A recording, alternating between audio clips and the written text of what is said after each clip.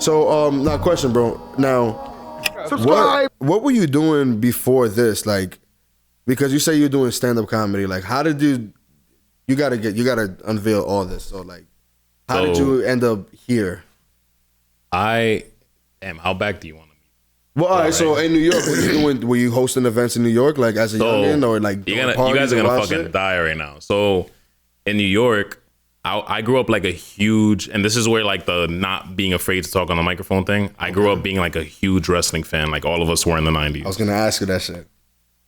I started doing, like when I was like 12 or 13, I started doing like these funny, they're funny looking back on it, but back then, like when we were younger, it was like everything.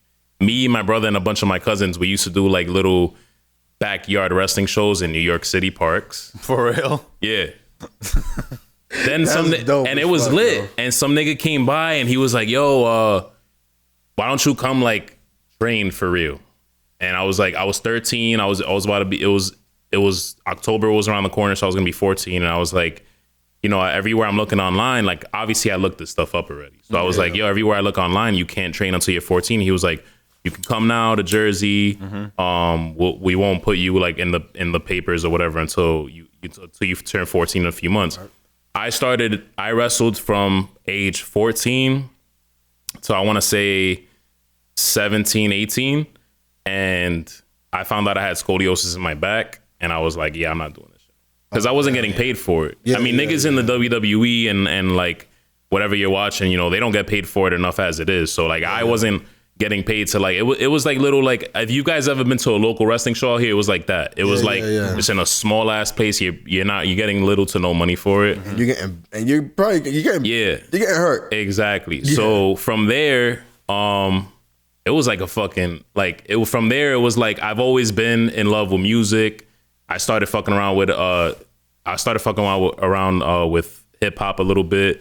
That's how, you know Nino, right? Yeah. Nino helped me out a lot with that. And when I moved out here, he definitely helped me out even more too. And I kind of like, I'm the type of person where like, if I love something, I'll dip my toes in it. I'll try it out. And I feel like I've had that mood about shit for like years. And then when me and Dennis started talking about the podcast thing, I was like, yo, this is perfect. Cause I've always been in love with comedy. I just don't know where to start. We did the podcast. And I was like, yo, I did podcasting first before stand-up. And then I started doing stand-up. So people always think like, yo, comedy came first or whatever. Like actually comedy came after, like stand-up comedy came after podcasting. Because I started to realize like, yo, I'm doing a lot to like organize like the podcast. The same way you guys probably do. Like you just have like a layout and you go from there. You have like keywords or whatever, and you go from there. Like that was how I was doing the whole podcasting. And I was like, yo, like, then I started to get falling in love more with like writing for stand-up.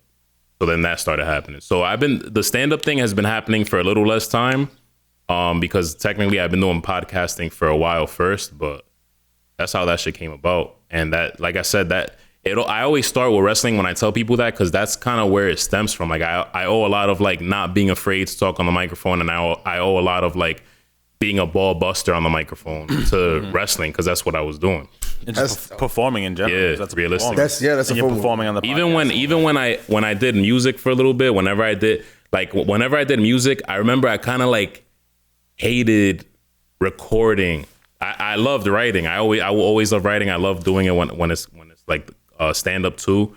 I hated recording. I loved performing, because even when I performed, it was like almost like it felt like that like wrestling show type shit. I always like, it was always like more of like a rock and roll type like vibe to me, more than just like bopping around or whatever. So you say that some of your background comes from, you know, for you with the wrestling. Yeah. Who are some of your favorite wrestlers, especially since you said the 90s? Now I'm interested to see who. So top three. You want me to give you top three? Just you know. Michaels, right? Stone Cold, and Jericho. Nice. Yeah. Murph was Goldust. That's a lie. You saw I was looking at him. I was like, yo, I respect that, bro. Nah, yo, I'm not gonna lie, yo. One of my favorite wrestlers was fucking Scotty Too Hotty. I thought he was mad funny. Yeah, just because he used to do his energy, bro. Like, to me, it's all you could probably get this by now in the conversation. Like, to me, it's all about energy, bro. Yeah, like he had good. He had like really good energy. Bro, were fucking. Bro, yeah, that shit used to be so much funny. And like now that my cousins, like a lot of my cousins, because we used to do the same. Well, we're in the Bronx. We was not doing no street performance, but in the crib, fam, like we were trying everything. Well, that's where it started for us, bro. I remember, shout out to Janier, bro. I love you so much. I'm so sorry this happened to you. Yo, we saw these niggas do this trick, right? Where, sorry, yo, so dude he would put his hands, like both his hands between his legs like this, and then he would pull it and he'd flip. And so me and my cousin saw that. We was like, yo, let's do it. And we was like, all right. So I remember he ended up doing it, and I grabbed his hands, and when I did it, he went face first into the floor, right into his forehead, right into the floor, bro. And I remember just me being like, oh shit. Everybody was like, oh shit. Yo. And he was crying. And then my grandmother came and put a potato on this nigga's head. And like, she sliced the potato, threw that shit on this thing. I don't know, bro. I just remember it happening, man. And I remember being like, oh, he was supposed to be facing, you're supposed to face each other. Yeah.